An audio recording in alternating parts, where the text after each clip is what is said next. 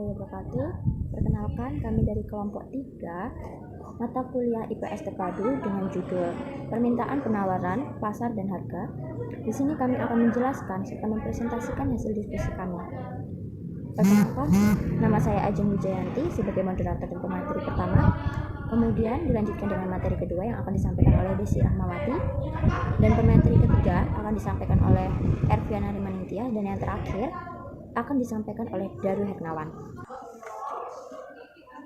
Baik, materi pertama akan saya sampaikan sendiri, yaitu permintaan. Permintaan adalah jumlah produk, baik itu barang maupun jasa, yang diinginkan oleh konsumen dalam berbagai tingkat dan dalam jangka waktu tertentu.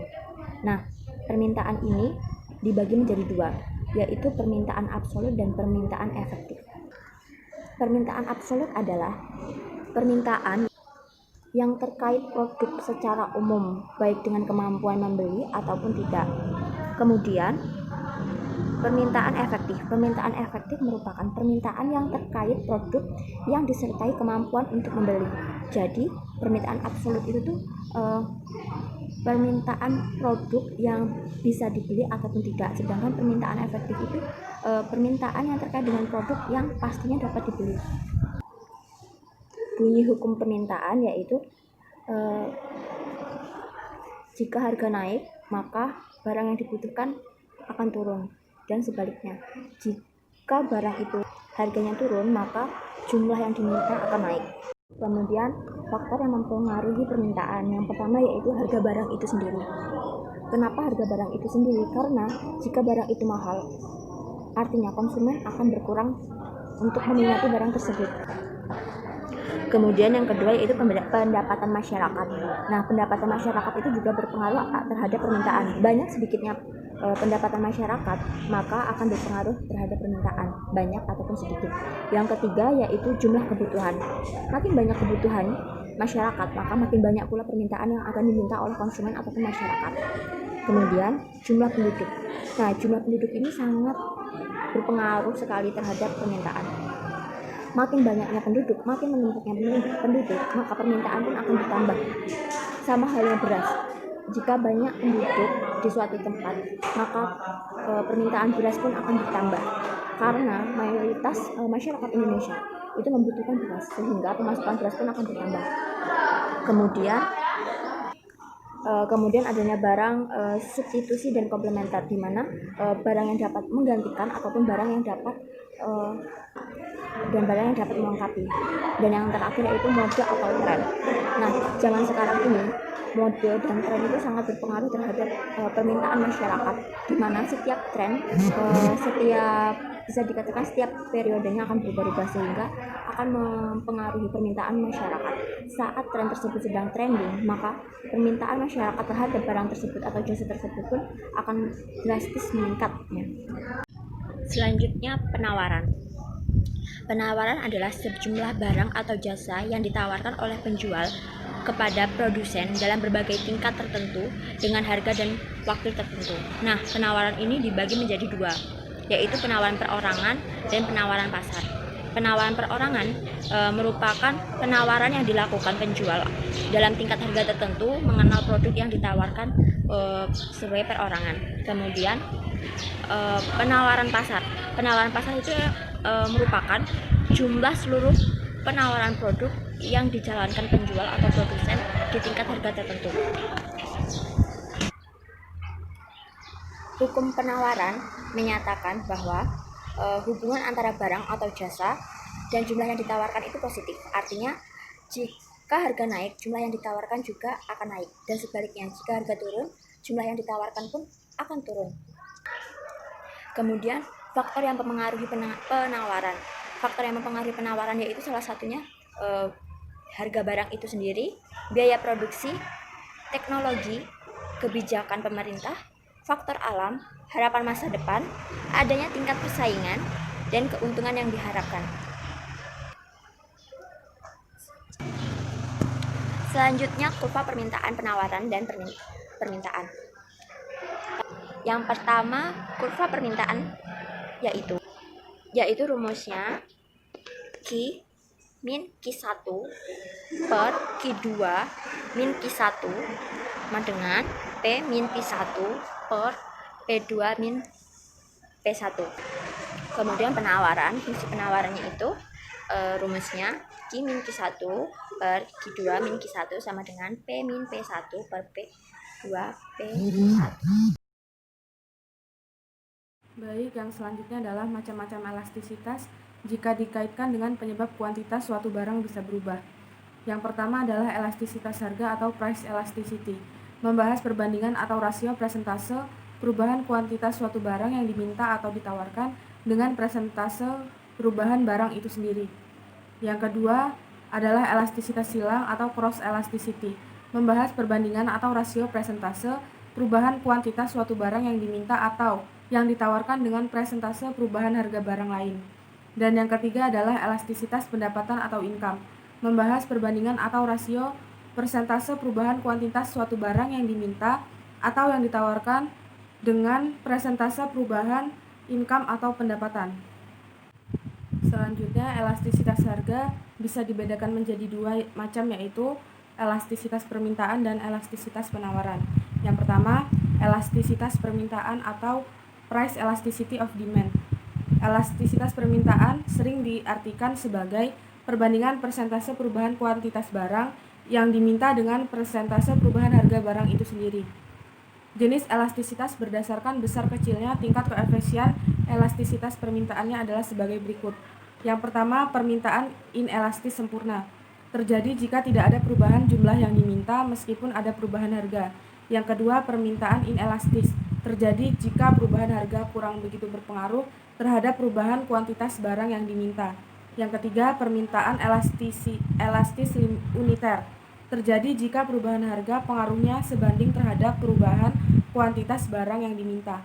Yang keempat, permintaan elastis. Terjadi jika perubahan harga pengaruhnya cukup besar terhadap perubahan kuantitas barang yang diminta. Dan yang kelima adalah permintaan elastisitas sempurna.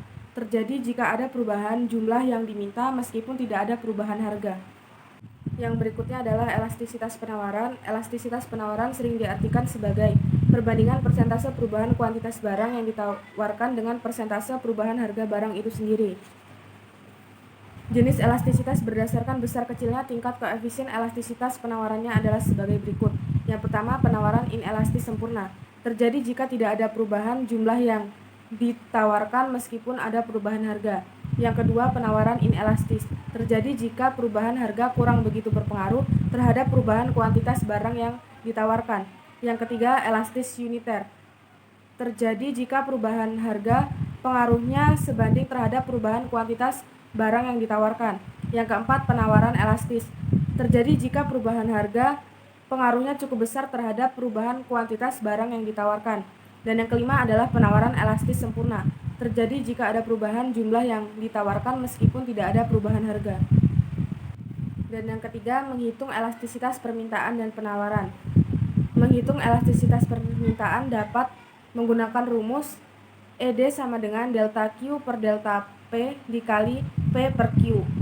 Sedangkan menghitung elastisitas penawaran dapat menggunakan rumus ES sama dengan delta Q per delta P dikali P per Q, di mana delta Q adalah perubahan jumlah permintaan atau penawaran, delta P adalah perubahan harga barang, P adalah harga barang mula-mula, dan Q adalah jumlah penawaran atau permintaan mula-mula. Assalamualaikum warahmatullahi wabarakatuh. Saya Rifana Limantias. Saya akan melanjutkan materi yang telah disampaikan oleh Desi. Baik, saya akan menjelaskan tentang mendeskripsikan proses terbentuknya harga dan output keseimbangan. Jadi, keseimbangan pasar adalah terbentuknya suatu harga keseimbangan. Jadi, harga keseimbangan itu adalah harga di mana konsumen atau produsen sama-sama tidak ingin menambah atau mengurangi barang atau jasa yang dijual atau dikonsumsi. Kita bisa menyebut harga keseimbangan hanya jika permintaan dan penawaran ada pada titik yang sama, tidak lebih dan tidak kurang. Jadi yang pertama itu ada kurva keseimbangan. Pada kondisi keseimbangan pasar atau market equilibrium, kualitas permintaan akan sama dengan kualitas penawaran atau terbentuk kualitas keseimbangan. Harga yang diminta pun akan sama dengan harga yang ditawarkan sehingga terbentuk harga keseimbangan secara grafik. Harga keseimbangan ini terjadi pada titik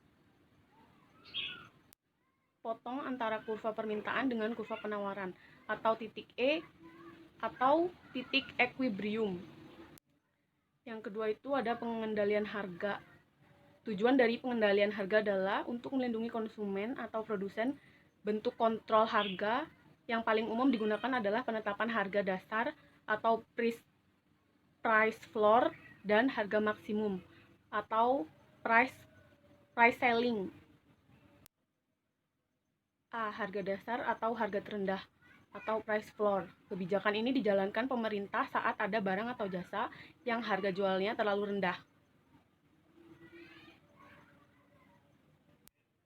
sehingga dapat merugikan produsen yang menjual barang atau jasa tersebut. Yang B. Harga tertinggi atau harga maksimum atau harga price ceiling. Pemerintah menetapkan harga jual tertinggi sehingga barang atau jasa masih bisa dibeli oleh konsumen secara wajar. Jadi harga tertinggi sendiri itu adalah harga yang ditetapkan oleh pemerintah dan itu merupakan patokan harga tertinggi yang diperbolehkan. Yang C itu ada menghitung harga dan output keseimbangan. Itu rumusnya ada QD sama dengan QS 500 min 0,2P sama dengan min 700 plus 0,5P min 0,2P min 0,5P sama dengan min 700 min 500 min 0,7P sama dengan min 1200. P sama dengan 1,285. Selanjutnya mendeskripsikan berbagai bentuk pasar output atau pasar persaingan sempurna dan pasar persaingan tidak sempurna. Yang pertama, pasar persaingan sempurna. Pasar persaingan sempurna adalah salah satu pasar di mana jumlah penjual dan pembeli untuk jenis barang yang sama atau serupa ada banyak. Dengan demikian, harga pasar yang terbentuk merupakan harga pasar dari hasil tawar-menawar dan kesepakatan antara penjual dan pembeli atau penawaran dan permintaan, sehingga baik penjual dan pembeli tidak bisa menentukan harga satu pihak. Ciri-ciri pasar persaingan sempurna: yang pertama, adanya kebebasan bagi produsen untuk masuk atau keluar dari pasar tanpa terikat perjanjian tertentu atau khusus. Yang kedua, jumlah pembeli dan penjual untuk barang dengan jenis yang sama ada banyak. Yang ketiga, harga terbentuk dari mekanisme pasar. Pihak penjual dan pembeli sudah memiliki pengetahuan tentang kondisi pasar. Yang keempat, pihak penjual dan pembeli sudah memiliki pengetahuan tentang kondisi pasar. Yang kelima, produk yang dijual homogen. Assalamualaikum warahmatullahi wabarakatuh. Saya akan memberikan materi yang selanjutnya, yaitu tentang yang pertama ada pasar persaingan tidak sempurna. Yaitu pasar persaingan tidak sempurna merupakan pasar yang terdiri dari sedikit penjual, namun dalam pasar tersebut masih banyak pembelinya. Penjual dapat menentukan harga barang yang diperjualbelikan memiliki jenis yang berbeda-beda. Di dalamnya itu ada jenis 3 pasar. Yang pertama, persaingan tidak sempurna, yaitu pasar monopolistik. Yang kedua yaitu ada pasar oligopoli, dan yang terakhir itu ada pasar monopoli. Ciri-ciri pasar monopoli ialah jumlah produsen relatif banyak. Produsen dapat mempengaruhi harga. Produsen relatif mudah keluar atau masuk pasar. Dan differentiated produk atau sifat produk berbeda dolar. Untuk loading, konsumen mempunyai pemahaman yang kurang sempurna. Produsen sangat sulit dilakukan oleh produsen. Yang ketiga yaitu ciri-ciri pasar oligopoli, yang mana dalamnya ada 6 ciri-ciri, yaitu yang pertama, terdiri dari beberapa produsen, 2-10 perusahaan. Produsen dapat menentukan harga ketika kondisi tangguh dan relatif tidak menentukan harga dalam kondisi lemah. Maksudnya itu sulit untuk masuk pasar. Selanjutnya ada produk homogen atau berbeda corak. Yang kelima itu ada full knowledge jika produk bersifat homogen, dan unconfirmed jika produk berbeda corak. Yang terakhir yaitu ada promosi bisa jadi atau tidak bisa dibutuhkan. Pasar monopoli yaitu dalamnya ada jumlah produsen atau satu produsen, dan yang kedua ada price setter, yang artinya produsen dapat menentukan harga sebelumnya. Nah, selanjutnya ada tidak dapat dimasuki oleh produsen lain. Non-loss substitute artinya yaitu tidak mempunyai barang pengganti.